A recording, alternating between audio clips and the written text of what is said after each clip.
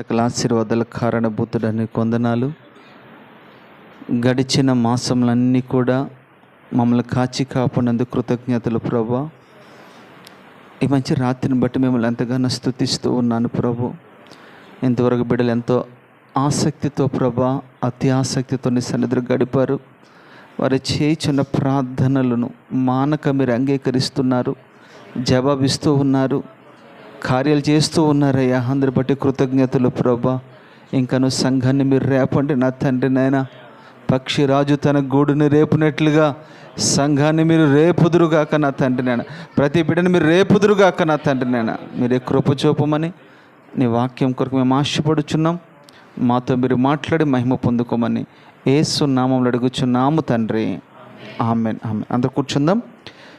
సర్వాధికారియు నిరంతర స్తోత్రార్హుడైన యేసుక్రీస్తు నామంలో మీ అందరికీ నా ప్రేమ వందనాలు, కృతజ్ఞతలు తెలుపుతున్నాను.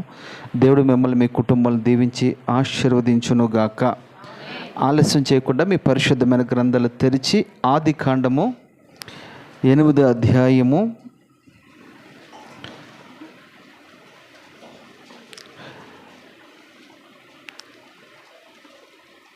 15 నుండి మనం చదువుకుందాం. అప్పుడు దేవుడు నీవును నీతో కూడా నీ భార్యయు నీ కుమారులను నీ కోడళ్లను వాడలో నుండి బయటికి రండి. పక్షులను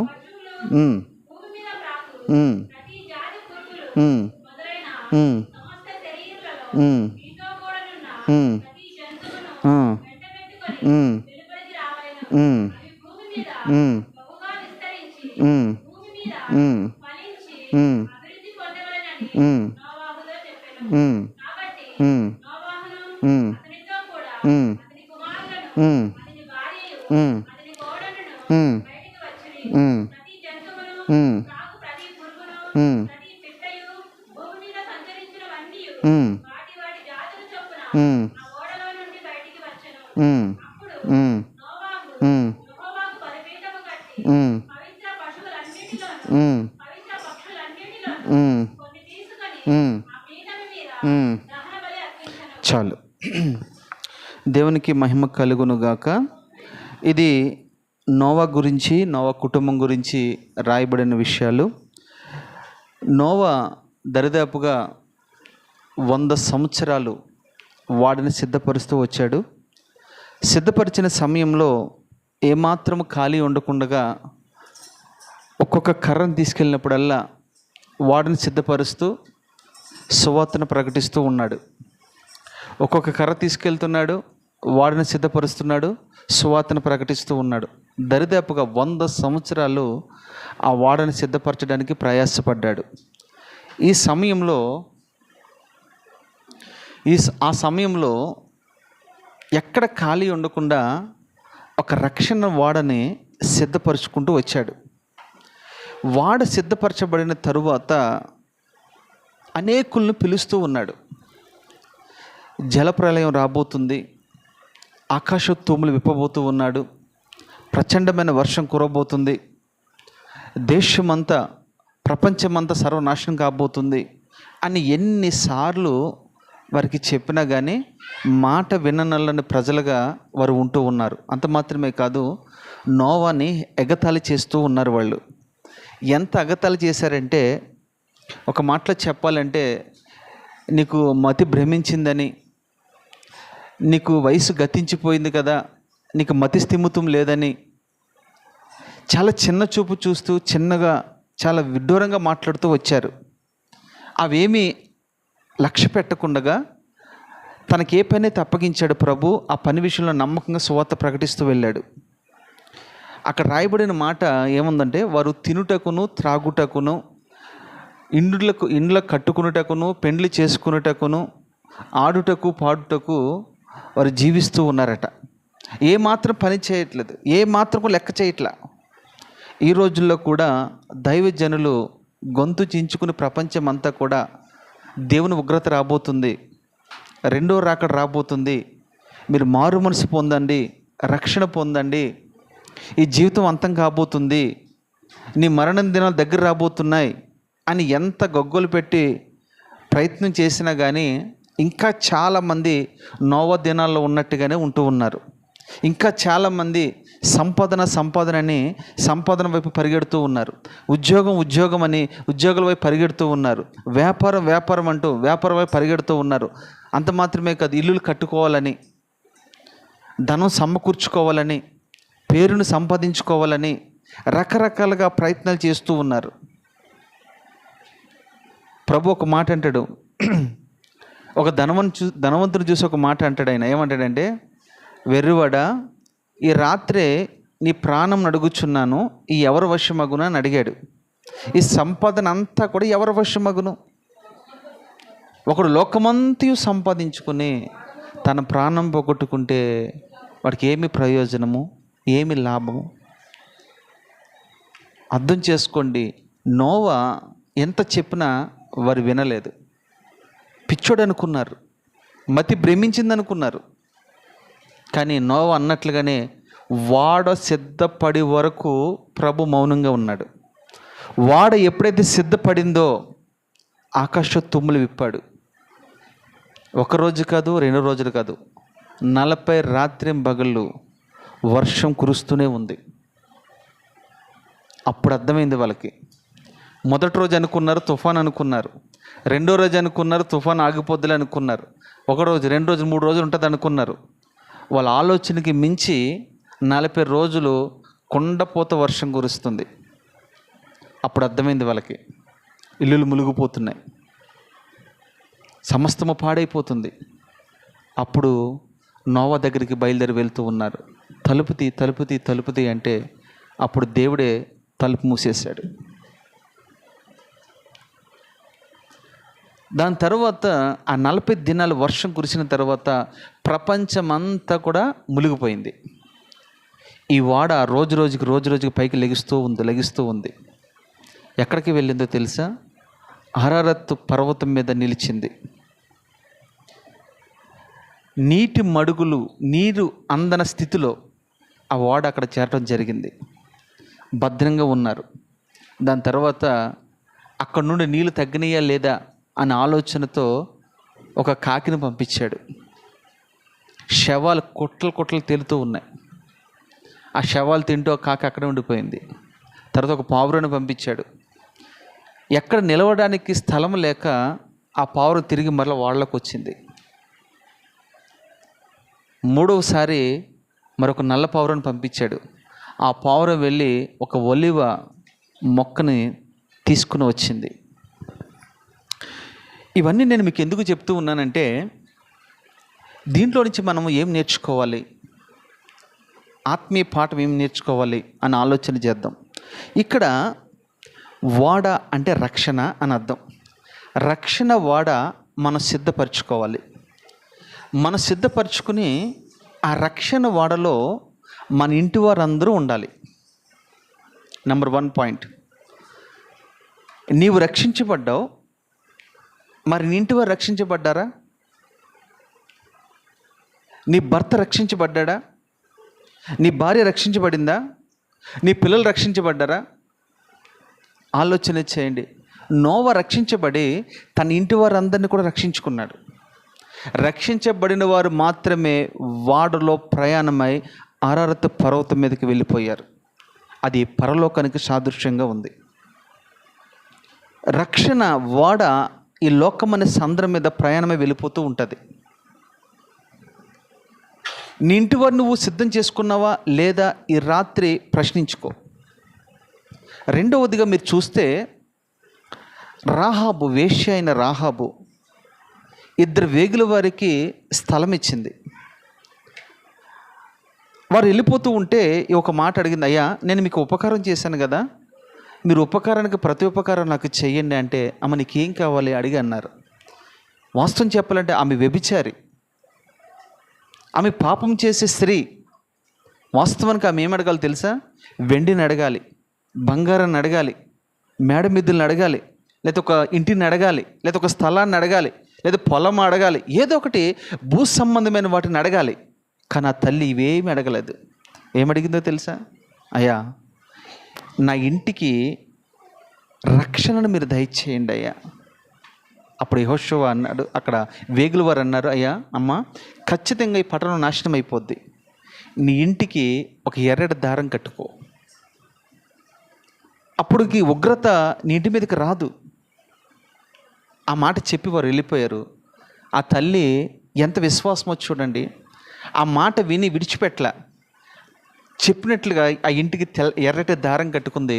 ఆ దారం కట్టుకుని తన ఇంటి వారిని పిలుచుకుంది అందులోకి. అద్భుతం. ఎవరేమి? వేశ్య. తన ఇంటి వారు అందరిని కూడా పిలుచుకుంది లోపలికి. పిలుచుకున్న తర్వాత యెహోషువ యెరికో పట్టణం మీదకి యుద్ధానికి వచ్చాడు. పట్టణం అంతా కూడా నాశనం చేశాడు. కానీ రాహాబు ఇల్లు మాత్రము భద్రంగా ఉంది. వేశ్యలు మార్చబడుతున్నారు ఈ రోజున, దొంగలు మార్చబడుతున్నారు ఈ రోజున, వ్యభిచారులు మార్చబడుతున్నారు ఈ రోజున, విగ్రహాలు దుర్గులు మార్చబడుతున్నారు. కానీ విచిత్రం ఏంటో తెలుసా? క్రైస్తవుడు ఇంకా మార్చబడట్లా. క్రైస్తవుడికి ఇంకా బుద్ధి రావట్లా. చూద్దాంలే, చేద్దాంలే, అలాగే చెప్తూ ఉంటారులే అని అనుకుంటూ ఉన్నారు. మీకు తెలుసా, మరణము చెప్పి రాదు. ఖచ్చితంగా ఏదో ఒక రోజున నీ ఇంటిని తడుతూ ఉంటుంది.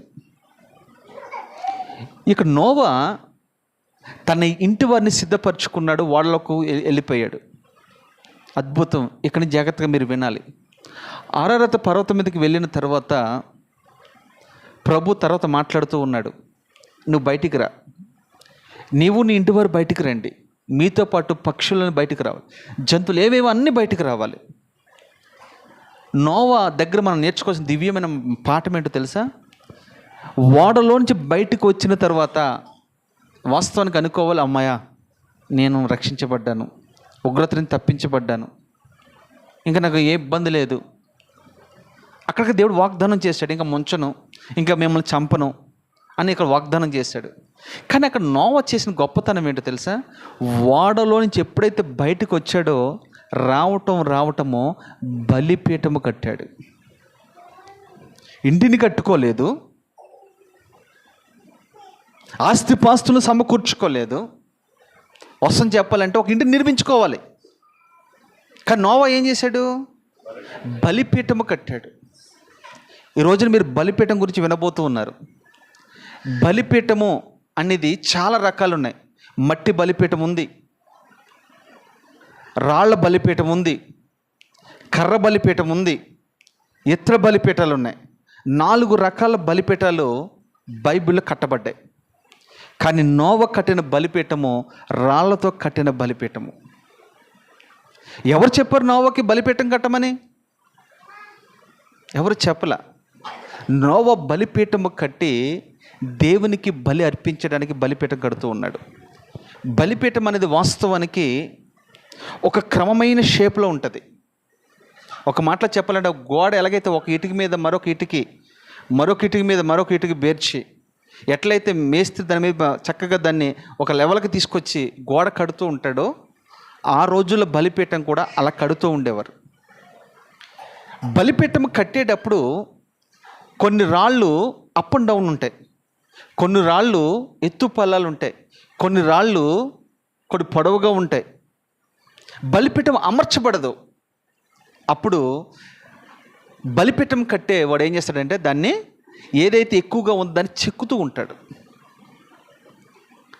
బలిపీఠము నీ ఇంట్లో కట్టబడాలంటే, బలిపీఠము మండించబడాలంటే బలిపీఠము దగ్గర ఉన్న రాళ్ళు మొదటగా ఏమవ్వాలి తెలుసా? చెక్కబడాలి లేదా నరకబడాలి. ఎక్కడి నుంచి మనం నరకబడాలి? లోకంలో నుంచి మనం నరకబడాలి, పాపం నుంచి మనం నరకబడాలి, లోకాశల నుంచి నరకబడాలి. నరకబడితేనే నువ్వు బలిపీఠం కట్టబడతావు. రెండోది చెక్కబడాలి, చెక్కబడితేనే బలిపీఠం కట్టబడుతుంది. మనకు లోకంలో ఎన్నెన్నో ఉన్నాయి. మనకి ఒక షేప్లెస్ లేదు, షేప్ లేదు మనకి. వెంటనే మనము వాటిని దైవజనుడు ఏం చేస్తాడంటే చెక్కుతూ ఉంటాడు. ఉదాహరణకు మీకు అర్థం కావడానికి, ఒక మేస్త్రి ఒక గోడ కట్టాలనుకోండి, ఇటుకి బేర్చిన తర్వాత ఒక్కొక్క దిక్కున చిన్నిటిగా అవసరం ఉంటుంది. అప్పుడు ఏం చేస్తాడు? కట్ చేస్తాడు. అవునా లేదా? కట్ చేస్తాడు. కట్ చేసిన తర్వాత దాన్ని మంచిగా సెట్ చేస్తాడు. అప్పుడు దాన్ని కరెక్ట్గా ఉందా లేదని మట్టపు గుండె వేస్తాడు దాని మీద. మట్టపు గుండేసిన ఒక ఆయన ఉన్నాడు బైబిల్లో, జెరుబాబేలు. మట్టపు గుండెని వేస్తాడట, చూస్తూ ఉన్నాడట ఎత్తు ఫలం ఉందా లేదని. బలిపీఠం మండాలంటే క్రమంగా ఉండాలి, క్రమంగా ఉండాలి బలిపీఠము అంటే. నీ ఆత్మీయ జీవితం కూడా క్రమంగా ఉండాలి. ఒకరోజు ఒకలాగా, ఒకరోజు మరొకలాగా, ఒకరోజు దేవుని సన్నిధికి వచ్చి మరొక రోజున మరొక దిక్కున ఉంటే అది బలిపీఠం అమర్చబడదు. బలిపీఠం అమర్చబడకపోతే అది పడిపోయే అవకాశాలు ఉన్నాయి. చాలామంది బలిపీఠాలు ఈ రోజున పడిపోయినాయి. అవునంటారా కాదంటారా? నీ బలిపీఠం నిజంగా కట్టబడిందా? ఏ బలిపీఠాలు పడిపోయినాయి మన దగ్గర? చాలామంది ప్రార్థన బలిపీఠాలలో కూలిపోయినాయి, పడిపోయినాయి. మొదట చక్కగా కట్టబడ్డావు, అదే బలిపీఠం ఇప్పుడు ఉందా? పడిపోయిందా? మొదట్లో ఉన్న ప్రార్థన జీవితం నీకు ఇప్పుడు ఉందా? మొదట్లో ఉన్న విశ్వాసం అనే బలిపీఠం ఇప్పుడు నీ దగ్గర ఉందా? భక్తి ఉందా నీ దగ్గర? ఒకప్పుడు నేను బాగా చేశానన్నావు, ఇప్పుడు ఏమైంది? బలిపీఠం పడిపోయింది. ఎందుకంటే క్రమం లేదు. క్రమం లేని ప్రతిదీ కూడా అక్రమము. అక్రమము చేయువారులరా మీరెవరో నాకు తెలియదు, నా వద్ద నుండి వెళ్ళిపోండి. బలిపీఠం నిలబడాలంటే చెక్కబడాలి, నరకబడాలి. మనం దేని నుంచి నరకబడాలి మీకు బాగా అర్థమైంది. దేని నుంచి మనం చెక్కబడాలి మీకు బాగా అర్థమైంది. చెక్కబడితేనే బలిపీఠం కట్టబడుతుంది. ఈ బలిపీఠం కట్టిన తర్వాత నోవా ఏం చేశాడు తెలుసా? పవిత్రమైన జంతువులను ఏం చేశాడు? అక్కడ చదువు ఒకసారి, 20 నుంచి చదువునన్న. అప్పుడు నోవాహు యెహోవాకు ఒక బలిపీఠము కట్టి పవిత్ర పశువులన్నిటిలోనూ పవిత్ర పక్షులన్నిటిలోని కొన్ని తీసుకుని, చాలు. ఇక్కడ బలిపీఠము యెహోవా కొరకు ఒక బలిపీఠము కట్టానట. బలిపీఠం అంటే మీకు అర్థం కావడానికి, ఇప్పుడు హిందూస్ ఉంటారు, హిందూస్కి దగ్గరికి మీరు గృహప్రవేశానికి మీరు ఎప్పుడైనా వెళితే ఖచ్చితంగా వాళ్ళకి పూజ గది అని ఒకటి ఉంటుంది. ఉంటుందా ఉండదా? ఖచ్చితంగా ఆ గది ఉంటుంది వాళ్ళకి. నేను అంటాను, వాళ్ళకే చిన్న పూజ గది ఉంటుంది కదా. క్రైస్తవుడా, మరి నీ ఇంట్లో దేవునికి ఒక గది ఉందా? దేవునికంటూ ఒక ప్రార్థన గది నువ్వు ఏర్పరచగలిగావా? దేవునికి సపరేట్ ఒక గది ఉండాలి. ఆ గదిలోనికి నువ్వు వెళ్ళి ప్రార్థన చేయాలి. దాన్నే ప్రార్థన బలిపీఠం అంటారు. మన ఇంట్లో ఎవరెవరికో స్థలాలు ఉన్నాయి, కానీ దేవునికి స్థలం లేదు కదా. ఇంతకే ఈ బలిపీఠం ఎవరు? మనకొక బలిపీఠం ఉన్నది అని హెబ్రీ పత్రికలో రాయబడి ఉంది. అపోస్తలుడైన పౌలు ఈ మాట అంటాడు, మనకొక బలిపీఠం ఉంది. ఏది మనకున్న బలిపీఠము? యేసుక్రీస్తు ప్రభుల వారే. ఆయన ఒక బలిపీఠమైన, ఆ బలిపీఠం మీద బలి పశువుగా ఆయన వధించబడ్డాడు. ఈ బలిపీఠము ఎక్కడెక్కడో వెతుకుతూ ఉంది. 33.5 సంవత్సరాలు అనేక స్థలాల్లో సంచరించి వెతుకుతూ ఉంది. ఆకాశ పక్షులకు గూళ్ళు ఉన్నాయి, నక్కలకు బొరియలు ఉన్నాయి, మనిషి కుమారుడుకు తలవాల్చుటకైనను స్థలము లేదు. ఈ స్థలం, ఈ హృదయం అనే ఇంటిలో ఎవరెవరికో చోటు ఉంది, వేటికో చోటు ఉంది, కానీ బలిపీఠానికి చోటు ఉందా? నీ హృదయం అనే ఇంటిలో బలిపీఠానికి చోటు ఉందా? యాయిరింటికి వెళ్ళాడు, కుమార్తెకి చావు బతుకుల మధ్య దరిదాపుగా చనిపోయింది ఆమె. విశ్వాసం ఉంచి ప్రభు తన ఇంటికి వెళ్తే చాలనుకున్నాడు. చేతులు వస్తే బ్రతికిద్ది అనుకున్నాడు. సరే, యాయిరింటికి వెళ్తే యాయిరి ఇంటి దగ్గరికి వెళ్ళేటప్పటికి ప్రభు చూసేటప్పటికి ఇల్లంతా ఎవరెవరో ఉన్నారు. ఏడ్చేవారు ఉన్నారు అక్కడ, సమాధి పెట్టి సిద్ధపరిచేవాళ్ళు ఉన్నారు అక్కడ, త్రవ్వేవారు ఉన్నారు అక్కడ, బంధువులు ఉన్నారు, రథ సంబంధికులు ఎవరెవరో ఉన్నారు. కానీ బలిపీఠానికి ఆ ఇంటిలో స్థలం లేదు. వెళ్ళంటే బలిపీఠం అంటుంది, స్థలమియుడి, స్థలమియుడి. ఆ ఇంటిలో బలిపీఠం లేని కారణాన ఆ తల్లి చనిపోయింది. మన ఇంటిలో ప్రార్థన బలిపీఠాలు ఈ రోజు నుంచి కట్టబడునుగాక. ఇప్పటి నుంచి కట్టబడాలి. వ్యక్తిగత బలిపీఠము, కుటుంబ బలిపీఠము, సంఘ బలిపీఠాలు, ఈ 3 ఖచ్చితంగా కట్టబడునుగాక. ఆ బలిపీఠాలు ఉంటేనే బలి అర్పించగలవు నువ్వు. బలిపీఠాలు కట్టబడాలి. ఈ రాత్రి నుంచైనా నా ప్రభు మీతో మాట్లాడుతున్నాడు. మీ బలిపీఠాలకు సరి చేసుకోండి, మళ్ళీ అమర్చుకోండి, మళ్ళా నిలబెట్టుకోండి. వాక్యం అంటుంది, పడిపోయిన బలిపీఠాలు తిరిగి మళ్ళా కట్టే దేవుడైన, పడిపోయిన దావీదు గుడారాన్ని తిరిగి మళ్ళా నిలబెట్టిన దేవుడైన. పడిపోయిందని నా ప్రభు నేను చూసి నవ్వడు, నేను చూసి ఎగతాళి చేయడు. ఒకవేళ మనుషులు అట్లా చేస్తారేమో కానీ నా ప్రభు అంటాడు, పడిపోయిన గుడారాన్ని తిరిగి మళ్ళా నేను కట్టేదను, పడిపోయిన బలిపీఠం తిరిగి మళ్ళా నేను కట్టేదను. ఆయన కట్టడానికి సిద్ధంగా ఉన్నాడు. కానీ కట్టించుకోవడం నువ్వు సిద్ధంగా ఉన్నావా? ఆయన ఇంటిని కట్టాలనుకుంటున్నాడు. కీర్తనలో రాయబడిన మాట, యెహోవా ఇల్లు కట్టించిన ఎడల దాన్ని గట్టివాడి ప్రయాసము వ్యర్థమే కదా. దేవుడు బలిపీఠాలు కట్టాలి, మన ఇంటిని కట్టాలి. ఏ ఇంటిని గురించి మాట్లాడుతున్నాడు ఆయన?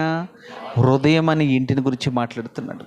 ఈ ఇంటిని నేను కట్టాలని ఆశపడుతున్నాడు. ఆయనకు అవకాశం ఇస్తే ఆయన ఇంటిని కట్టడానికి సిద్ధంగా ఉన్నాడు. బలిపీఠం కట్టబడిన తర్వాత ఇక్కడ పవిత్రమైన జంతువులు, అపవిత్రమైన జంతువులు, పవిత్రమైన పక్షులు, అపవిత్రమైన పక్షులు 2గా డివైడ్ చేశాడు. 2గా డివైడ్ చేసిన తర్వాత ఏది పవిత్రమైన జంతువులు అనే విషయాలకి మీరు వస్తే మీకు అర్థమయ్యే రీతిగా చెప్తాను. పవిత్రమైన జంతువులు ఏ అని అంటే 2 డెక్కలు వేరుగా ఉంటాయి చూసారా, అది పవిత్రమైన జంతువు. 2 డెక్కలు కలిసి ఉన్నది అపవిత్రమైన జంతువు. 2 డెక్కలు ఏదైతే వేరుగా ఉంటుందో అది పవిత్రమైనదని అర్థం చేసుకోండి. రెండోది, అది నెమరు వేస్తేనే అది పవిత్రమైన జంతువు అని బైబిల్లో స్పష్టంగా రాయబడింది. నెమరు వేయాలి. ఒకటి నెమరు వేసే అనుభవం ఉండాలి, 2 డెక్కలు చీలేదిగా ఉండాలి. అంటే డెక్కలు చీలటం అంటే ఏంటో తెలుసా? లోకంలో నుంచి నువ్వు చీల్చబడాలి, ప్రత్యేకించబడాలి. అంటే చీల్చబడిన తర్వాత మధ్య గ్యాప్ ఉంటుంది. అలాగే లోకానికి నీకు ఎక్కువ గ్యాప్ ఉంటూ ఉండాలి. చీల్చబడే అనుభవం నీకు ఉండాలి. ఏ పక్షికైతే, ఏ జంతువుకైతే 2గా చీల్చబడి ఉంటుందో అది పవిత్రమైన జంతువు అని యెహోవా దేవుడు చెప్తూ ఉన్నాడు. దాన్ని మాత్రమే నువ్వు బలి అర్పించాలి. కలిసి ఉన్న దాన్ని నువ్వు అర్పించకూడదు. కలిసి ఉండటం అంటే ఏంటి? లోకంతో కలిసిపోవటం, లోకంతో మమేకమైపోవటం, లోకంతో మనం రాజీ పడకుండా కొనసాగించటం. మీరు అనొచ్చు, మేము లోకం నుంచి ఎప్పుడో ప్రత్యేకించబడ్డాం కదా అని మీరు అనుకోవచ్చు. నిజమే, ప్రత్యేకించబడ్డారు. అయితే కొన్ని ఇంకా మీలో ప్రత్యేకించబడలేదు. అవేంటో తెలుసా? లోక సాంప్రదాయాలు మనలో ఇంకా ఏలుబడి చేస్తూనే ఉన్నాయి. లోక ఆచారాలు, లోక పద్ధతులు, లోక సాంప్రదాయాలు ఇంకా మనలో ఏలుబడి చేస్తూనే ఉన్నాయి. ఎవరైనా చనిపోతే గుండు కొట్టించుకోవాలని ఇవన్నీ ఇంకా ఉన్నాయి మనలో.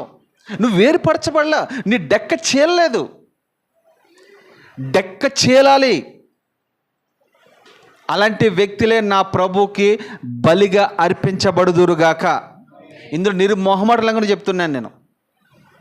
నువ్వు ఎంత వాక్యం నీకు తెలిసినా, నీకు ఎంత సీనియారిటీ ఉన్నా, కానీ నీలో సిన్సియారిటీ లేకపోతే నీ భక్తి వ్యర్థం.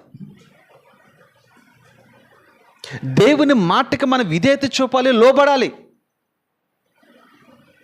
ఐగుప్తు దేశం నుంచి ఇజ్రాయేల్ ప్రజలు విడిపించబడినప్పుడు ప్రభు అన్న మాట, మీరు ఇక్కడ నుంచి ఆ లోక ఆచారాలు మీరు పాటించకూడదు, వాటిని మీరు అనుసరించకూడదు.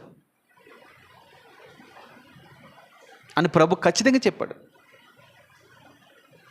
ఇంకా నువ్వు బయటకు వచ్చిన తర్వాత, చీల్చబడిన తర్వాత, వేరుపరచబడిన తర్వాత, ప్రత్యేకించబడిన తర్వాత మళ్ళీ ఎందుకు కలుసుకుంటున్నావు నువ్వు?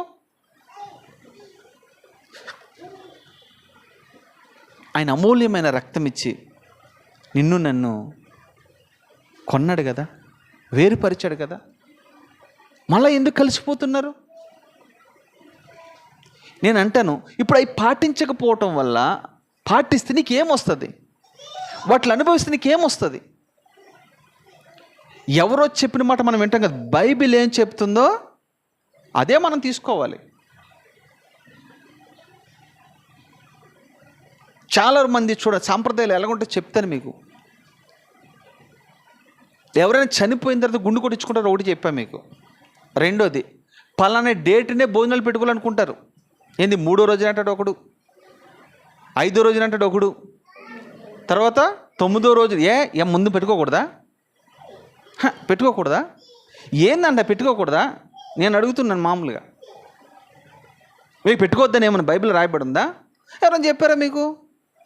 ఇది ఎక్కడి నుంచి వచ్చింది తెలియదు సాంప్రదాయం ఇది. అక్కడి నుంచి వచ్చింది. ఎక్కడి నుంచి? మన తాతల కాడి నుంచి ఉన్న చూసావా, వాళ్ళు చెప్తారు. ఆ ముసలోడు చెప్తాడు, అట్లా చేయకూడదు, అట్లా చేయకూడదు. అప్పుడు మీరేమనాలి? లేదు లేదు లేదు, నేను చీల్చబడ్డానిక, నేను ప్రత్యేకించబడ్డానిక, ఆ అనుభవాలకు నేను ఇంక పొరపాటున మీరు ఏమైనా అనుకోండి, ఒక్కసారి మీరు తిరస్కరిస్తే మళ్ళా పొరపాటు మీ జోలికలు రారు. మీరు పాటిస్తూ ఉంటే పదే పదే నీ యొద్దకు వచ్చి నేను ఇబ్బంది పెడుతూ ఉంటారు. వేరుపరచబడాలి. అలాంటి పక్షినే కానీ, అలాంటి జంతువులనే కానీ బలిపీఠం మీద పెట్టమని అంటూ ఉన్నాడు. వాటిని నేను అంగీకరిస్తాను, అంతేగాని లోకంతో రాజీ పడిపోయే నువ్వు ఎక్కడ ఎంత ప్రార్థన చేసినా నీ ప్రార్థన దేవుడు వినడు. అందరు ప్రార్థన వినడండి. సంఘానికి వచ్చిన అందరు ప్రార్థన వినడు, కొందరు ప్రార్థనే వింటాడు. కారణం ఏంటి తెలుసా? మనము ఈ బలిపీఠం మీద పెట్టబడలేదు. బలిపీఠం మీద పెట్టబడాలి. చీల్చబడే మన అనుభవం మనకు ఉండాలి. ఏదైనా పాత నిబంధనల పద్ధతి ఏంటంటే, ఒక గొర్రెనే కానీ మేకనే కానీ బలిపీఠం మీద పెట్టాలంటే యాజకుడు పరీక్షించేవాడు. కొన్నాళ్ళు 7 దినాలు పరీక్షించేవాడు. పరీక్షింపబడిన తర్వాత ఇది ఓకే, ఇది బలికి ఉపయోగపడుతుంది నిర్ధారణ అయిన తర్వాతనే దాన్ని తీసుకుని బలిపీఠం మీద దగ్గర తీసుకొచ్చేవాడు. తీసుకొచ్చిన తర్వాత దానికి శుభ్రంగా స్నానం చేయించేవాడు. అంటే నీళ్ళతో కడగబడటం అని అర్థం. నీళ్ళు అంటే వాక్యం అని అర్థం. వాక్యము చేత కడగబడేవారుగా మనం ఉండాలి. రెండో అనుభవం ఏంటి తెలుసా? అది చర్మము వల్చబడుతుంది. అది ఎద్దైనా, గొర్రెైనా, మేకైనా తోలు ఒలవబడాలి. అంటే అర్థం ఏంటో తెలుసా? తోలు ఒలబడటం అంటే నీ కులం ఒలవబడాలి, నీ మతం ఒలవబడాలి. నీకేమేమి అవన్నీ కూడా దేవుని సన్నిధిలో బలిపీఠం మీదకి వచ్చేసరికి అవన్నీ ఒలవబడాలి. మీరు గొర్రెని మేకను పక్క పక్కన పెట్టి 2 తోలు ఒలిచిన తర్వాత ఏది మేకో ఏది గొర్రో మనం చెప్పలేం. అవునంటారా కాదంటారా? ఇక్కడికి వచ్చిన తర్వాత మీరు ఒలబడాలి, కత్తిరించబడాలి, ముక్కల కింద నరకబడాలి. అప్పుడే బలిపీఠం మీద అది అంగీకరించబడుతుంది. లేకపోతే నువ్వు సగం కాలుతావు, సగం కాలవు. అవునంటారా కాదంటారా? కోడి ఎప్పుడైనా మీరు వండేసుకోండి, ఎలాగుంటుంది అమ్మా? ఎలాగుంటుంది? ఎప్పుడైనా వండుకున్నారా? కోడి వేసేసుకుని చేప తెచ్చుకుని అలాగే వండేసుకోండి, ఎలాగుంటుంది? అది కత్తిరించబడితేనే అది కాల్చబడుతుంది. నీవు నేను కూడా వధించబడాలి. యేసుక్రీస్తు ప్రభువారే బలిగా వెళ్ళినప్పుడు ఆయన వధించబడ్డాడని, ఆయన వధించబడిన గొర్రె పిల్లని వాక్యము స్పష్టంగా సెలవిస్తుంది. వధించబడటం అంటే ఏంటి, అర్థం ఏంటి చెప్పండి? కత్తిరించబడటం. ఇక్కడ నోవా ఏం చేయాలి తెలుసా? బలిపీఠం కట్టిన తర్వాత పవిత్రమైన జంతువులను మాత్రమే బలి అర్పిస్తూ ఉన్నాడు. ఎందుకు అర్పిస్తున్నాడు తెలుసా? నా ప్రభు పరిశుద్ధుడు గనక, నేను పరిశుద్ధుని గనక మీరు కూడా పరిశుద్ధులై ఉండండి.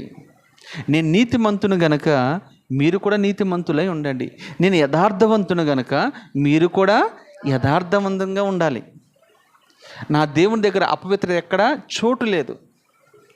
ఆయన అంటాడు కదా, నాలో పాపం ఉందని మీలో ఎవరైనా స్థాపించగలరా, మీలో ఎవరైనా నిరూపించగలరా అని సవాలు విసిరాడు ఆయన. ఆయన ఎక్కడ పాపం లేదు, మచ్చ డాగు ముడత లేని గొప్ప పరిశుద్ధుడు నా ప్రభు. అందుకనే ఆయన బలికి అర్పించబడ్డాడు. యేసుక్రీస్తు ప్రభు కూడా బలికి అర్పించబడే ముందు ఆయన కూడా పరీక్షించారు, ఆయన కూడా పరిశీలించడం చేశారు. భక్తులందరూ ఏమన్నారు తెలుసా?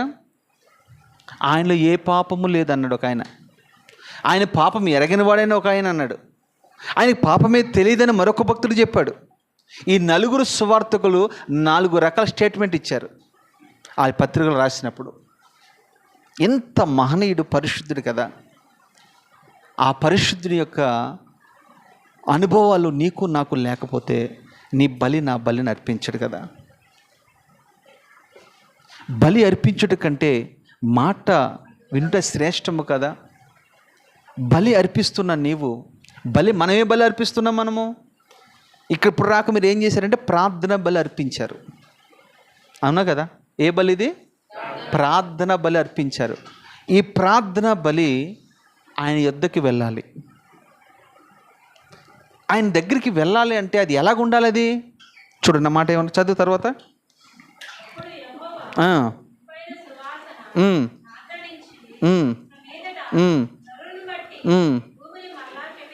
చూసారా ఇక్కడ ఏమంటున్నాడు? చూడ మళ్ళీ ఒకసారి చదువు ఏమాట. అప్పుడు ఎప్పుడు? అప్పుడు అంటే దహన బలి అర్పించేటప్పుడు. ఏది దహన బలికి ఉపయోగపడేవి? పవిత్రమైనవి లేదా పరిశుద్ధమైనవి, అవునా? అవి అర్పించబడిన తరువాత అప్పుడు ఆయన అంగీకరిస్తాడంట. ఎప్పుడు? బలిపీఠం మీద బలి అర్పించేటప్పుడు. దానికి ఎంత ప్రాసెస్ చెప్పాను నేను? 1, పరీక్షించబడాలి, మచ్చ డాగు ముడతలేనిదిగా ఉండాలి, డెక్కలు చీల్చబడేదిగా ఉండాలి, చర్మం వలచబడేదిగా ఉండాలి, ముక్కలుగా నరకబడేదిగా ఉండాలి. అప్పుడు నేను ఒక ప్రశ్న అడుగుతాను మిమ్మల్ని, మీరు ఈ అనుభవాల్లో గుండా వెళుతున్నారా? ఆలోచన చేయండి. ఒక్క మాట, ఎవరైనా ఒక మాట మనల్ని అంటే పుసుకుమలు ఎత్తుమిలాగా ఇడిగిలాగా. ఏదైనా దైవజుడు ఒక మాట అంటే తీసుకోలేని పరిస్థితి. మాటే మనం తీసుకోలేం. ఇంకెక్కడ నరకబడతారు చెప్పండి? మీరు నరకబడరు, మమ్మల్ని నరుగుతారు అవసరమైతే. వధించబడాలి. అమ్మా, నువ్వు బలిపీఠ మీద పెట్టబడాలంటే ఖచ్చితంగా ఈ అనుభవాలు నీకు ఉండాల్సిందే. ఇది శ్రేష్టమైన వర్తమానం. ఇది మీలో ఎంతమందికి అర్థమైందో నాకు తెలియదు, కానీ అర్థమైన వాళ్ళకైతే అర్థమైనంత. బలిపీఠం మీద కట్టబడాలి మనము. తర్వాత బలిపీఠం మీద పెట్టబడిన తర్వాత ఆ మాంసము కాల్చబడాలి. ఈ చిత్రం ఏంటి తెలుసా? ఆ రోజుల్లో మీరు బైబిల్ అంతా చదువుకోండి. గిద్యోని దగ్గరికి మీరు వెళ్తే మీకు బాగా అర్థమవుతుంది. గిద్యోని దగ్గరికి వెళ్తే గిద్యోని అన్నాడు, అయ్యా నువ్వు ఒక సూచన చెప్పు నాకనంటే, గొర్రె బొచ్చు గురించి, దాని మీద మంచు కురవాలంటాడు, ఒకసారి ఏమో కురవకూడదు అంటాడు, రకరకాల పరీక్ష పెడతారు, ప్రభుకి పరీక్ష పెడతారు మనోడు. అవన్నీ పెట్టిన తర్వాత ఒక రాయి మీద బలి తీసుకొచ్చి పెడతాడు. పెట్టిన తర్వాత దేవతతో వచ్చి దాన్ని ముట్టగా అందులోంచి అగ్ని పుడుతుంది. విచిత్రం ఏంటో తెలుసా? ఏ బలిపీఠం మీద కట్టిన బలి అర్పించబడిన తర్వాత అగ్ని ఆకాశం నుండి దిగవచ్చునుగాక. ఇది మీకు ఇంకా అర్థం కావడానికి ఏలియా దగ్గరికి మీరు వెళ్ళండి. ఏలియా బలిపీఠం కట్టిన తర్వాత అగ్ని వేసాడు దాని మీద. అగ్ని ఎక్కడి నుంచి వచ్చింది? ఆకాశం నుంచి వచ్చింది. చూడండి, మీరు ఈ రీతిగా ఈ అనుభవాల కింద వెళ్ళిన తర్వాత బలిపీఠ మీద పెట్టబడిన తర్వాత మీ మీదకి ఎవరు వస్తారో తెలుసా? పరిశుద్ధాత్మ అగ్ని బలముగా దిగి వచ్చునుగాక. పరిశుద్ధాత్మ దేవుడు మీ మీద దిగి వస్తాడు. చాలామందికి ఉన్న ఒక డౌట్ ఏంటి తెలుసా? నేను పరిశుద్ధాత్మ పొందుకోలేకపోతున్నానే, పరిశుద్ధాత్మ అనుభవించలేకపోతున్నానే, పరిశుద్ధాత్మలో నేను భాషలు మాట్లాడలేకపోతున్నానే, పరిశుద్ధాత్మలో నేను పరవశుడు కాబోతున్నానే అని చాలామందికి బాధ ఉంది. అయితే మీ బాధ ఈరోజు నా ప్రభు తీర్చబోతూ ఉన్నాడు. పరిశుద్ధాత్మ మీకు కావాలని ఆశపడితే కనుక ఈ అనుభవాలన్నీ మీకు ఉండాలి. నేను మొదట్లో చెప్పిన అనుభవాలన్నీ మీకు ఉండాలి. మీరు బలిపీఠ మీద పెట్టబడాలి. అప్పుడు పరిశుద్ధాత్మ అగ్ని అక్కడికి దిగి వచ్చునుగాక. రెండోది, అగ్ని అనగా ఒకటి పరిశుద్ధాత్మ, అగ్ని అనగా వాక్యము. ఇర్మియా గ్రంథంలో రాయబడిన మాట, నా వాక్యము అగ్ని వంటిది కాదా, నా వాక్యము అగ్ని వంటిది కాదా అని అంటాడు. అగ్ని దహించి వేస్తూ ఉంది. అగ్ని మనలోనికి వచ్చిన తర్వాత అగ్నికి గిట్టంది ఏదైనా ఉంటే, గిట్టంది ఏదైనా ఉంటే, పడంది ఏదైనా ఉంటే అది దహించబడునుగాక. అగ్నిలు వేసిన తర్వాత మీరు గమనించండి, దానికి ఏదైతే పడదో, ఇష్టం లేదో అవన్నీ ఏమైపోతాయి చెప్పండి?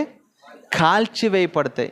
మనలో ఉన్న తర్వాత, మన పరిశుద్ధాత్మ అగ్ని మనలోకి వెళ్ళిన తర్వాత మనలో ఉన్న ఈర్ష్య, ద్వేషము, అసూయ, అబద్ధాలు కావచ్చు, మోసాలు కావచ్చు, గర్వం కావచ్చు, డాంబికం కావచ్చు, ఇంకేవేవైతే మనలో ఉన్నాయో, మనం చేయలేని పని పరిశుద్ధాత్మ అగ్ని మనలోనికి వెళ్ళి వాటన్నిటిని దహించి వేయునుగాక.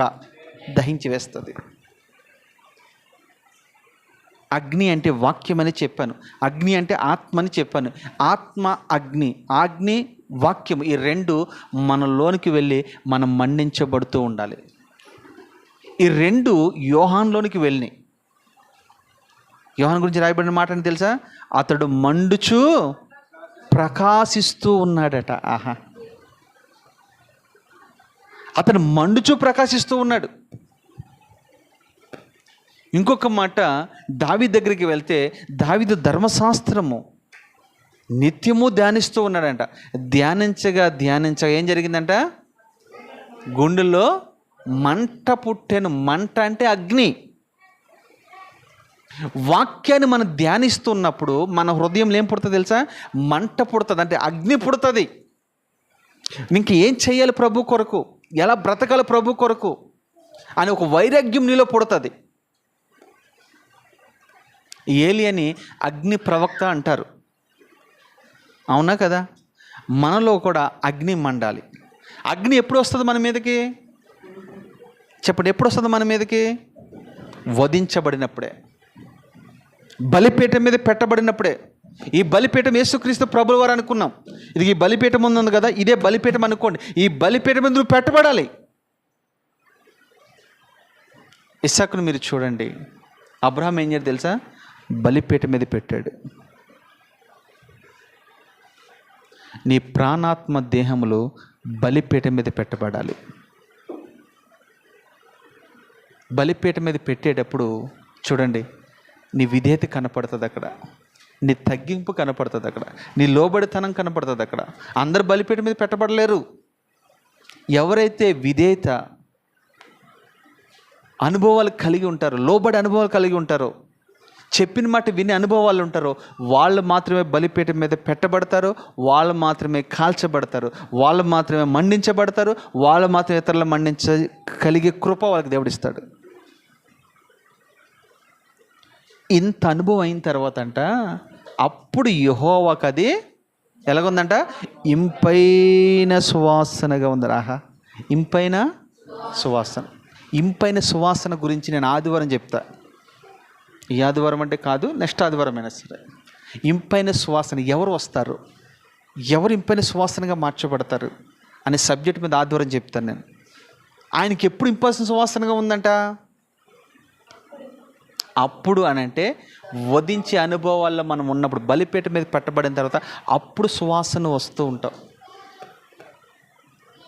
మీకు బాగా తెలుసు, ఒక చికెన్ కూర మీరు వండుకున్న, మటన్ కూర మీరు వండుకున్న, చేపల కూర మీరు వండుకున్న, అవి మంట తలగనని చెప్పి అది ఎలాగ స్మెల్ వస్తుందా అమ్మ? వస్తుందా చెప్పండి? ఎండిపోయినాయో పచ్చి ఏ ఒకటి మీరు వండుకుంటారు కదా, వండుకున్నప్పుడు మంట తగలనని చెప్పి అది స్మెల్ రాదు, అవునా కాదా అమ్మ శాంతి? అవునా? ఎప్పుడైతే మంట పెడతామో అప్పుడు ఏమవుతుంది? అది దాంట్లో ఉన్న ఏ గుణమైతే దాంట్లో ఉందో ఆ స్మెల్ బయటకు వస్తుంది, వేరే స్మెల్ రాదు, అవునా కదా? చేపల కూర అయితే చేపల స్మెల్లే వస్తుంది, చికెన్ కూర అయితే ఏదైతే అదే వస్తుంది. కాబట్టి మెట్టుకు దానికి ఏం తలగాలి? అగ్ని తగలాలి. అప్పుడు అది కాల్చబడిన తర్వాత అది అనేకులకు ఆహారము తీర్చేదిగా, అనేక మంది ఆకలి తీర్చేదిగా అవి మార్చబడుతూ ఉంటాయి. నీకు తెలుసా, నువ్వు కాల్చబడ్డావనుకో అనేకులకు ఆహారంగా నువ్వు మార్చబడతావు. పచ్చిగా ఉన్నావు అనుకో ఎవ్వరికి నువ్వు ఉపయోగం లేదు. కాల్చబడాలి మనం. కాల్చబడితే అనేక మంది ఆకలిని తీర్చేదానిగా ఉండవుగాక. పౌలు చూడండి, శ్రమల చేత కాల్చబడుతూ ఉన్నాడు. అందుకనే పౌలు అనేకులకు ఎలాగున్నాడు తెలుసా? ఆహారంగా మార్చబడ్డాడు. యేసుక్రీస్తు ప్రభులు వారు శ్రమలకి కాల్చబడ్డాడు, అప్పుడు అనేకులకైనా ఆహారంగా మార్చబడ్డాడు. మనకు శ్రమ రాగానే భయపడిపోతాం. శ్రమ కలుగుట నీకు మేలని వాక్యం సెలవిస్తుంది. శ్రమ కలుగుట నీకు ఆశీర్వాదం అని బైబిల్ సెలవిస్తుంది. శ్రమలు నాకు వద్దు అంటావు. శ్రమ కలిగిందంటే శ్రమను అగ్ని చేత నువ్వు కాల్చబడుతూ ఉన్నావని అర్థం. అప్పుడు నువ్వు శుద్ధ సువర్ణంగా మార్చబడతావు. అగ్నిలో బంగారం వేసిన తర్వాత ఏమన్నాడు పేతురు? అంటున్నాడు లేదా, శుద్ధ సువర్ణంగా అది అగ్నిలో వేయినని చెప్పి దాంట్లో మస్ట్ ఉంటుంది. అగ్నిలో వేసిన తర్వాత అదేమైపు తెలుసా? శుద్ధ సువర్ణంగా మార్చబడుతుంది. అంటే పరిశుద్ధత అని అర్థం. దాంట్లో ఏమొస్తుంది చెప్పండి? పరిశుద్ధత వచ్చేస్తుంది. పరిశుద్ధత అంటే ఊరికనే రాదండి, అది నశించిపోయి సువర్ణము అగ్ని పరీక్ష వలన అది శుద్ధపరచబడుచున్నది కదా. దానికంటే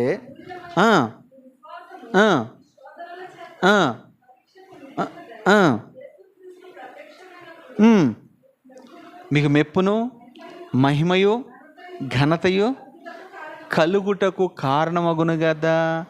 నశించిపోయి సువర్ణము అని అంటే నిజంగా మీరు బంగారం అంటారు, ఓకే, కాదంటలేదు. ఆత్మీయంగా అది నశించిపోయిన వారి మనమే. మనం లోకంలో నశించిపోతున్నాం, పాపంలో నశించిపోతున్నాం. నశించిపోతున్న మనల్ని తీసుకొచ్చి మనల్ని ఎక్కడ వేశాడు తెలుసా? అగ్నిలో వేశాడు. అగ్ని అంటే వాక్యంలో వేసాడు మనల్ని. వాక్యంలో వేసిన తర్వాత అదేమైతే తెలుసా? శుద్ధ సువర్ణంగా మార్చబడుతుంది. అంటే అర్థం ఏంటో తెలుసా? దైవజనుడు వాక్యము విడుదల చేస్తూ ఉన్నప్పుడు, ఒక్కొక్క మాట అగ్ని కనమ వల్ల విడుదలవుతూ ఉన్నప్పుడు అక్కడ ఏం జరిగిందో తెలుసా? నీ హృదయానికి తగిలి నిజంగా నువ్వు అనుకుంటావు, ఎస్, నాలో పశ్చాత్తాపం, నాలో మారు మనసు, నాలో రక్షణ కార్యాలు, నాతో నిజంగా దేవుడు మాట్లాడుతూ ఉన్నాడు అని నీలో అనిపిస్తూ ఉంటుంది. అంటే అగ్ని నిన్ను తాకుతూ ఉంది, అగ్ని నిన్ను దర్శిస్తూ ఉంది. అందుకనే చూడండి, ఒకప్పుడు మనలో ఉన్న వ్యసనాలు ఇప్పుడు మనలో లేవు. ఒకప్పుడు నువ్వు బూతులు మాట్లాడేదానివి, ఇప్పుడు మాట్లాడట్లా. ఒకప్పుడు చిల్లరగా ప్రవర్తించేదానివి, ఇప్పుడు ప్రవర్తించట్లా. ఒకప్పుడు సినిమాలు చూసేదాన్ని, ఇప్పుడు చూడట్లా. ఒకప్పుడు సీరియల్ చూసేదాన్ని, ఇప్పుడు చూడట్లా. చూస్తున్నారండి మీరు ఏమన్నా? ఎందుకని? అగ్ని వాటన్నిటిని ఏం చేసింది తెలుసా? కాల్చివేసింది. హేయమైనవన్నీ కాల్చివేసింది, అంతే. ఇప్పుడు మీరు అగ్నిలో పుటము వేయబడిన వారిగా ఉన్నారు. దేంట్లో? అగ్నిలో పుటము వేయబడిన వారు. చూడండి, షడ్రక్ మెషక్ అబేద్నెగోల్ని అగ్నిలో వేశారు. కాలిపోయారా? వాళ్ళ విశ్వాసం ఏమైంది? ఇప్పుడు చదువుకున్నది అదే కదా. మళ్ళీ ఒకసారి చదువు మాట.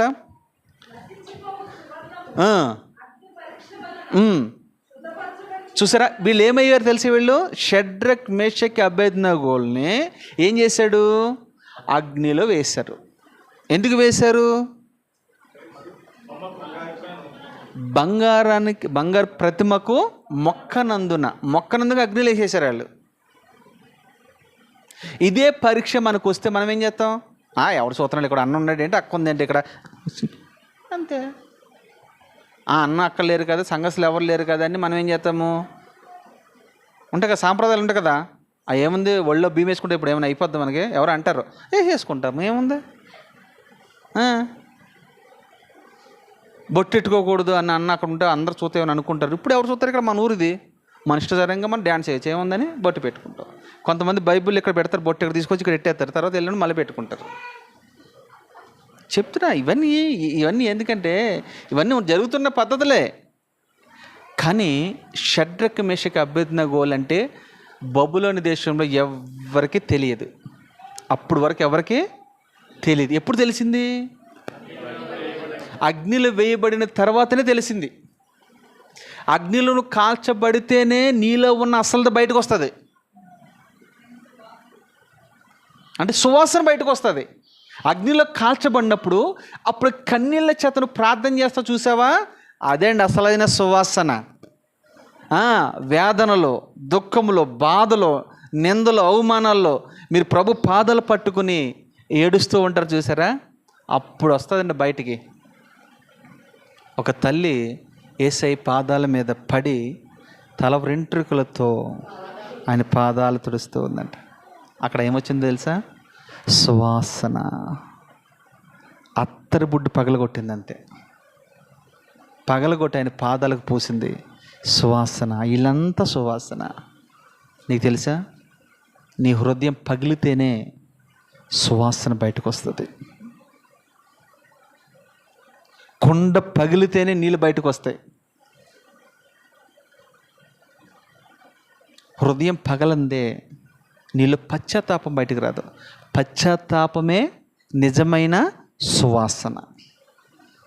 పశ్చాత్తాపంతో కూడిన కన్నీటి ప్రార్థనే నిజమైన సువాసన. దానికి ఎవరు వెలకట్టలేరు. నీలో కన్నీళ్ళు బయటికి రావాలంటే హృదయం పగలాలి, హృదయం పిండబడాలి. షడ్రక్ మేషక్ అబేద్నెగోలు మీరు చూడండి, అగ్నిలో నుంచి బయటకు వచ్చిన తర్వాతనే వాళ్ళేంటో బబులోను దేశం అంతా తెలిసిపోయింది. క్రైస్తవుడా, రహస్యంగా క్రైస్తవ్యం చేస్తున్నావేమో, ఇంకా నీ ఇంటి వరకు నీ గురించి తెలియలేదేమో. నువ్వు ప్రభుని నమ్ముకుని చాలా కాలం అవుతుంది, ఇంకా నువ్వు ప్రభుని నమ్ముకున్నావు అని వాళ్ళకి తెలియదు. కారణం ఏంటి తెలుసా?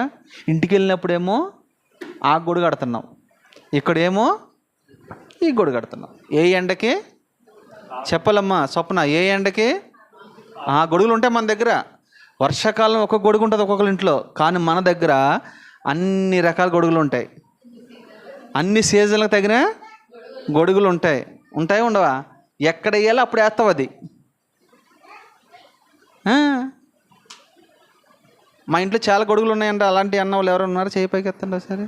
మీరెంత పైకి ఎడతారు? నేను ఎత్తిచ్చారు చూడండి. ఏ సీజన్గా గొడుగు ఉందో మన దగ్గర. డ్యూటీకి వెళ్ళినప్పుడు డ్యూటీ గొడుగు ఒకటి ఉంటుంది, అక్కడ కలిసిపోతారు. అందులో కలవకూడదు. నువ్వు డ్యూటీకి వెళ్ళినా ఎక్కడికైనా వెళ్ళు, నీలో ప్రత్యేకత నీ ప్రభును చూపించాలి అక్కడ, అంతే. షడ్రక్ మేషక్ అబేద్నెగోలు అగ్నిలోంచి బయటకు వచ్చిన తర్వాత వాళ్ళ విశ్వాసం చూడ అగ్ని పరీక్షకి నిలిచిందా లేదా? వాళ్ళు ఏమంటారు తెలుసా? ఒకవేళ మా ప్రభు మమ్మల్ని రక్షించినను రక్షించకపోయినను,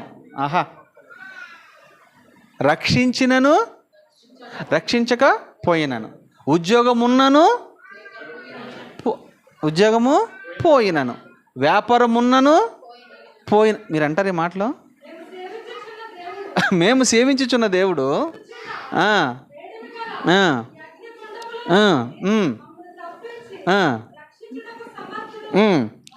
మరియు ఈ మాట అండర్లైన్ చేసుకోండి. ఒకవేళ ఆయన రక్షించకపోయినను రాజా ఆమెన్, చాలమ్మ, ఈ దేవతకు మేము పూజించము అంటే అక్కడ ఏముంటున్నారంటే, ప్రభు నమ్ముకున్న వాస్తవమే, ఆయన మమ్మల్ని రక్షించే సమర్థుడనే విషయం మాకు తెలుసు, అది వాస్తవమే. అయినా ఒకవేళ ఆయన మా చెయ్యి విడిచి అగ్నికి మమ్మల్ని అప్పగించినా మేము మాత్రము ఈ బొమ్మకి మొక్కము. చూసారా? ఇప్పుడు అర్థమైంది మీకు? మీ విశ్వాసము పరీక్షించబడుతుంది ఎప్పుడు తెలుసా? ఉద్యోగం పోగొడతాడు, మీ విశ్వాసం పరీక్షించబడ్డానికి. అప్పుడు మీరేం చేస్తారు? అత్త మీద అలిగినట్టుగా దేవుడి మీద అలుగుతారండి. ఎవరి మీద అలిగినట్టుగా? అత్త మీద అలిగినట్టుగా అలుగుతారు. అసలు నువ్వు ఉన్నావయ్యా, నువ్వు చూస్తున్నావా, నిన్నే నమ్ముకున్నాను కదా, ఏం చేసి నువ్వు నమ్ముకున్నాయన్ని? ఎప్పుడు ఏదో ఫిర్యాదు పెడతానే ఉంటావు ఆయనకి, ఏదో పోస్టులు పెడతానే ఉంటావు ఆయనకి, ఏదో భారం పెడతానే ఉంటావు. నేను నమ్ముకున్నా అంతే, నమ్ముకున్నావు అంతే, అక్కడ ఆగిపోయావు. నువ్వు ఏం చేసావు ఆయనకి? నువ్వు ఏదైనా చేస్తే నువ్వు అడగొచ్చు, నువ్వేం చేసావు ఆయనకి? ఒక్కసారి మీరు వెనక్కి తిరిగి చూడండి. ప్రభు కొరకు మీరు ఏం చేశారేమో. మీరేం చేయరు. ఆయన మీ కొరకు పరలోకం విడిచిపెట్టాడు, మీ కొరకు సమస్తం విడిచిపెట్టాడు, మీ కొరకు ప్రాణమే పెట్టాడు ఆయన. ఇంత చేసినా కానీ నువ్వేమంట తెలుసా? ఏం చేశావు నా కోసం నువ్వు? ఇదే మాట నీ భర్త డ్యూటీకి వెళ్ళి వచ్చిన తర్వాత ఇదే మాట నీ భర్తను అన్నాను మీరు, ఎలా ఉంటుంది?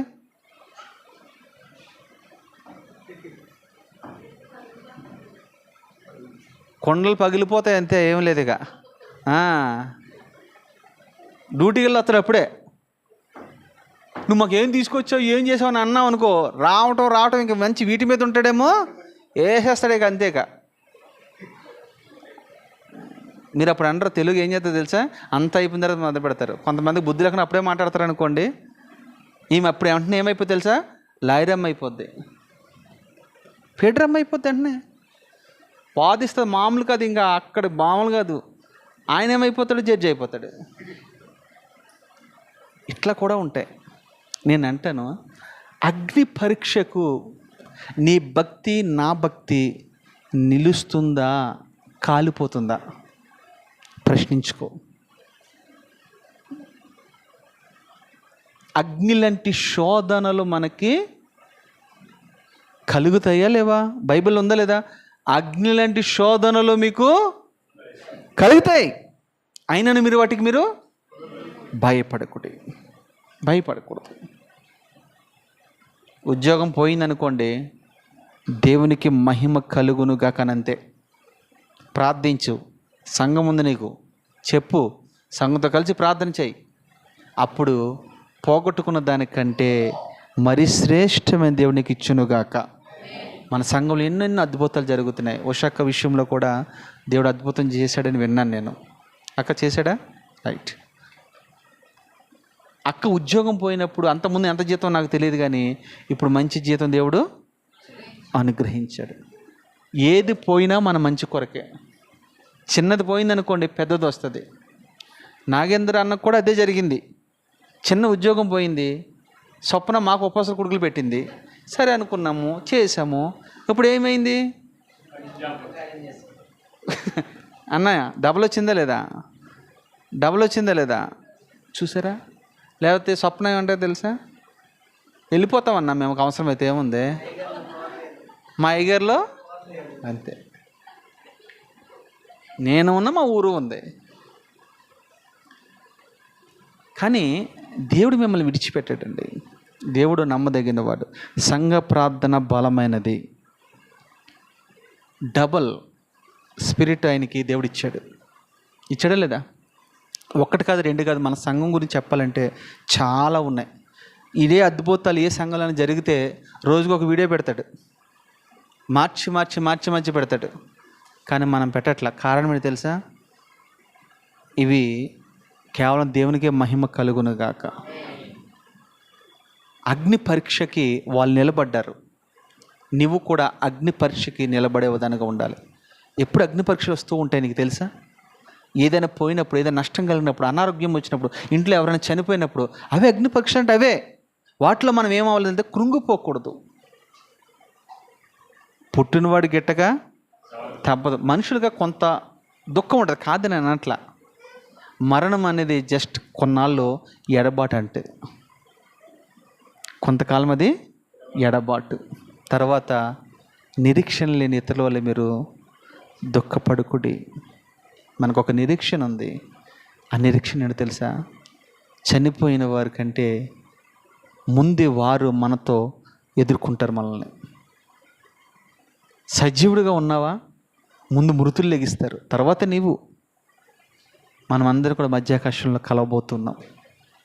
మీ తాత చనిపోయాడా? మీ ముత్తాత చనిపోయాడా? మీ నాన్న చనిపోయాడా? మీ అమ్మ చనిపోయింది? మీ అన్న చనిపోయాడు? ఎవరు చనిపోయినా ఒక్కనొక రోజున వాళ్ళని మనం చూడబోతూ ఉన్నాం. బలిపీఠం మీద అగ్ని మండుతూ ఉండాలి. బలిపీఠం మీద ఎప్పుడైతే అగ్ని వస్తుందో అప్పుడైతే సువాసన బయటకు వస్తుంది. అప్పుడే సువాసన బయటకు వస్తుంది. బలిపీఠం ఉందా? ఒకటి పడిపోయిందా? పడిపోతే ఈ నూతన మాసంలో నా ప్రభు నీతో మాట్లాడుతున్నాడు, మరలా తిరిగి కట్టుకో. నీ బలిపీఠం తిరిగి కట్టుకో. నీ కుటుంబం అని బలిపీఠం తిరిగి కట్టుకో. బలిపీఠం కట్టుకుని ఆ బలిపీఠం మీద మీరు కట్టబడాలి. ఆ బలిపీఠం మీద పెట్టబడాలి. అప్పుడే అది చక్కగా కాల్చబడుతూ ఉంటుంది. అది సువాసనగా ఉంటుంది. అది ఎంత సువాసన తెలుసా? నువ్వు ప్రార్థన చేస్తూ ఉంటే అద్భుతాలు జరుగుతాయమ్మా, ఆశ్చర్యకార్యాలు జరుగుతాయి. సువాసన వెదజల్లుతూ ఉంటుంది. నువ్వు ఎక్కడుంటే అక్కడ సువాసన సువాసన. కొంతమంది మరణపు వాసన వస్తారు, కొంతమంది జీవపు వాసన వస్తూ ఉంటారు. నువ్వు ఏ వాసన వస్తున్నావో చూడు. మరణపు వాసన వస్తే ఏ ఉపయోగం లేదు. అదే జీవపు వాసన వస్తే అనేకులకు ఉపయోగకరంగా ఉంటావు. నువ్వు ఎక్కడుంటే అక్కడ, ఒకవేళ మీరు మీ ఊర్లోకి వెళ్తే, మీ బంధువుల దగ్గరికి వెళ్తే నీలో నుంచి ఏ వాసన బయటికి రావాలి తెలుసా? క్రీస్తు సువాసన బయటికి రావాలి. ఏ వాసన రావాలి? క్రీస్తు సువాసన బయటికి రావాలి. వాక్యం అనే వాసన నీలోంచి బయటికి రావాలి. ప్రార్థన అనే వాసన నీలోంచి బయటికి రావాలి. బలపరిచేదానిగా ఉండాలి. ఆ వాసన ఎవరైనా సెంటు కొట్టుకుంటే ఒక రోజు ఉంటుందేమో, కానీ క్రీస్తుని అనే సువాసన నీలో ఉంటే ఎంత దూరం అనేది వెదజల్లుతూనే ఉంటుంది. ఎలీషా గురించి ఒక చిన్నది సాక్ష్యం చెప్తుంది. ఏమంటుంది తెలుసా? షోమ్రోన్ అనేది ఎక్కడున్నాడు ఎలీషా? షోమ్రోను పట్టణంలో నా ఏలినవాడు ఉన్నాడని ఈ చిన్నది నయమాను భార్యతో చెప్తూ ఉంది. ఎక్కడ షోమ్రోను, ఎక్కడ యెరూషలేము? చాలా దూరం ఉంది. సిరియా, ఇది సిరియాలో, అది ఎక్కడ చాలా దూరం వ్యత్యాసం ఉంది. కానీ ఎలీషా వాసన ఎక్కడి వరకు వెళ్ళింది చెప్పండి? సిరియా దేశం వరకు వెళ్ళిపోయిందండి. ఒక్క మాట చెప్పి నేను ముగిస్తాను. సువాసన గురించి చెప్పిన వివరంగా చెప్తాను మీకు. కానీ ఒక్క మాట మీ హృదయంలో నాటాలని ఆశపడుతూ ఉన్నాను. ఆ ఒక్క మాట ఏంటి తెలుసా? యేసుక్రీస్తు ప్రభువు వారు నరకబడ్డాడు. ఎక్కడి నుండి? పరలోకం నుంచి నరకబడ్డాడు. ఆయన నరకబడిన తర్వాత చూడండి, ఆయన భూమి మీద సిలువలో ఆయన నలగొట్టబడిన తర్వాత సమాధి చేయబడిన తర్వాత చూడండి, ఆయన బ్రతుకున్న దినాల్లో కేవలం యెరూషలేం ప్రాంతానికే ఆయన పరిమితం అయ్యాడు. ఆయన అక్కడ మాత్రమే వాసన వచ్చాడు. యోదయ, గలిలయ, సమరయ ఆ ప్రాంతాలకే యేసుక్రీస్తు ప్రభువు సువాసన వచ్చింది. ఆయన ఎప్పుడైతే చనిపోయాడో, ఎప్పుడైతే సమాధి చేయబడ్డాడో, మొదటి దినాన సువాసన వెదజల్లుతూ ఉంది. రెండవ రోజున మరింతగా వెదజల్లుతూ ఉంది. మూడవ రోజున ప్రపంచమంతా కూడా ఆయన పునరుద్ధరణపు సువాసన వెదజల్లుతూనే ఉంది. అద్భుతం కదా? ఒక మాట గుర్తుపెట్టుకోండి, నువ్వు నరకబడితేనే సువాసన వస్తావు. నువ్వు పాతి పెట్టబడితేనే సువాసన వస్తావు. గోధుమ గింజ భూమిలో పడి చస్తేనే తప్ప అది ఫలించదు కదా. అది చస్తేనే అది ఫలిస్తుంది, లేకపోతే అది ఒంటిగానే ఉండిపోతుంది. మీలో ఒంటరైన వాడు 10,000 మంది అగునుగాక. 10,000 మంది అవ్వాలంటే మనం చావాలి. ముగిస్తాను, తర్వాత మాట చదువునానా.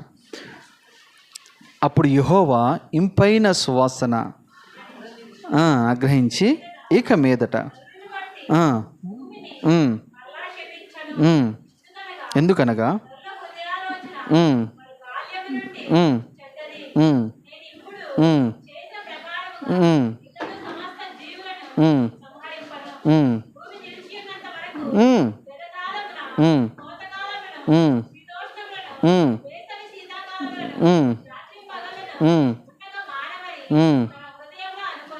ఆమేన్. ఇక్కడ ఒక మాట చెప్పి ముగిస్తాను.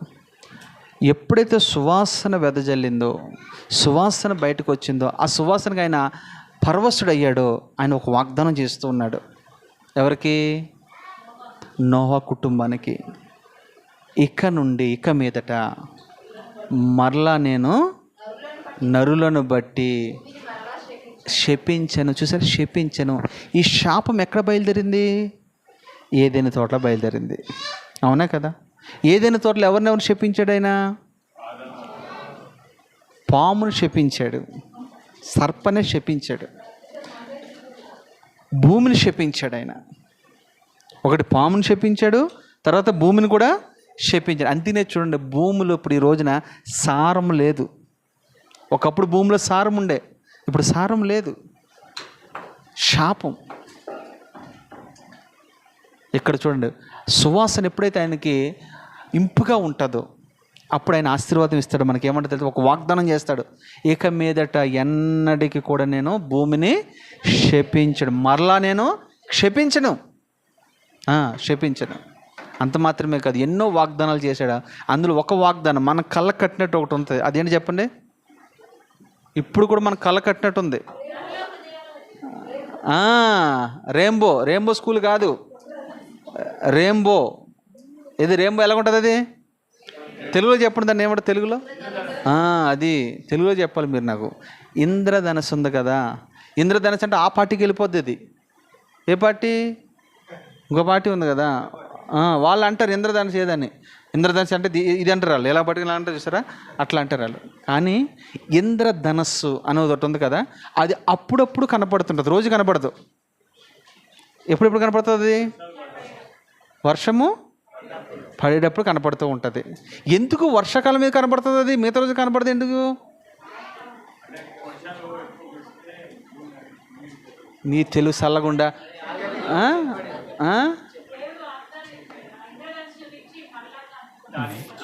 వర్షం పడుతుంది కదా, ఆ వర్షం పడితే ఆయన ఒకవేళ ఏదో బిజీగా ఉండి ఆరాధనలో పడిపోయి, ఆరాధనలో మైకంలో పడిపోయి ఆయన పరవశుడైపోయి అలాగ ఆలకింత ఉన్నాడు అనుకోండి, వర్షానికి ఆజ్ఞ ఇవ్వలేదు అనుకోండి, ఏమవుతుంది? వర్షం ఒక్కరోజు ఆయన వర్షానికి ఆజ్ఞ ఇవ్వకపోతే ఏమొద్ది? ఇది ఈ పట్టణం ఏమొద్ది? ఒక్కరోజు అవసరం లేదండి, 5 గంటలు చూడాలండి, ఏమవుతుంది? అలాగే ఆయన ఆదమరుపులో గమ్మున పొరపాటున, ఎవరికైనా ఉంటుంది కదండి పొరపాటున, ఆయన మర్చిపోయాడు అనుకోండి, వర్షం కురుస్తూ ఉందనుకోండి, వర్షం ఆగమంటే ఆగిద్దా? ఆయన ఆజ్ఞ ఇవ్వాలి. వర్షమునకు ఆయన ఆజ్ఞ ఇచ్చేవాడై ఉన్నాడు. బైబిల్లో రాయబడిన మాట. వర్షం కురవాలంటే ఆయన ఆజ్ఞ ఇవ్వాల్సిందే. సూర్యుడు ఉదయించాలంటే ఆయన ఆజ్ఞ ఇవ్వాల్సిందే. చంద్రుడు రావాలంటే ఆయన ఆజ్ఞ ఇవ్వాల్సిందే. నక్షత్రాలు రావాలంటే ఆయన ఆజ్ఞ ఇవ్వాల్సిందే. సముద్రానికి ఆనకట్ట కట్టాడంటే ఆయన ఆజ్ఞ ప్రకారం కట్టబడింది. అది సృష్టిలో ప్రతిదీ కూడా ఆయన మాట ప్రకారంగా నడుస్తూ ఉంటాయి. అందుకనే వర్షం కురుస్తూ ఉన్నప్పుడు అంత ప్రచండమైన వర్షం మళ్ళీ ఎక్కడ మునిగిపోద్దేమోనని, నోవకాలంలోకి ఎలా మునిగిపోద్దేమోనని ఆయన ఏం చేయడం తెలుసా? ఇంద్రధనస్సుని అడ్డుగా పెట్టుకున్నాడు. అది చూసినప్పుడల్లా, ఓహో, నేను నోవకు ఒక మాట ఇచ్చాను కదా, మాట ఇచ్చేవాడు దాన్ని నెరవేర్చుటకు సమర్థుడు. ఆయన మాట ఇచ్చి నెరవేర్చకుండా ఉండే దేవుడా? యెహోవా మాట ఇచ్చాడంటే అది 100కి 100 నెరవేర్చబడును గాక. ఈరోజు కూడా బైబిల్ ఎప్పుడు చెప్పబడింది? ఇది ఆది కాండంలో. అంటే ఇప్పుడు దరిదాపుగా 6000 సంవత్సరాల్లో ఉన్నాం మనం. ఇప్పుడు ఎన్నో సంవత్సరాలు తెలుసా? 6000 సంవత్సరాల్లో ఉన్నాం మనం ఇప్పుడు. ఇది 6000 సంవత్సరాలు నడుస్తుంది. ఆయన ఎప్పుడు మాట ఇచ్చాడు? చూసారా, మనమైతే మాట ఇచ్చి మర్చిపోతాం, మాట ఇచ్చి తప్పిపోతాం. కానీ ఆయన మాట ఇచ్చి నెరవేర్చే దేవుడు. సృష్టిలో ఎన్నో రిఫరెన్స్ ఇక్కడ మనం చెప్పిన మాటలు ప్రతిగా సృష్టిలో కనబడుతూనే ఉంది ఈ రోజున. ఒకటి, బలిపీఠం మీద బలి అర్పించిన తర్వాత, సువాసన వచ్చిన తర్వాత నువ్వేది అడుగు అది చేస్తాడంతే. ఒక మాటలో చెప్పాలంటే ఆయనకి మనం ఏదైనా ఇవ్వాలి, ఇచ్చి మళ్ళా మనం పొందుకోవాలి. ఒక మాట మీకు అర్థం కావడానికి, పెద్ద చేప 5 కిలోల చేపను బయటికి లాగాలంటే మనం ఏమేయాలి? ఎరయ్యాలి. అవునా? చిన్న ఎరయ్యాలి. అలాగే ప్రభు కూడా మనం ఎరయ్యాలి. ఏం ఎరేయాలి? డబ్బుగా ఎరేయటం కాదు. ఏం ఎరేయాలి మనం ఆయనకి?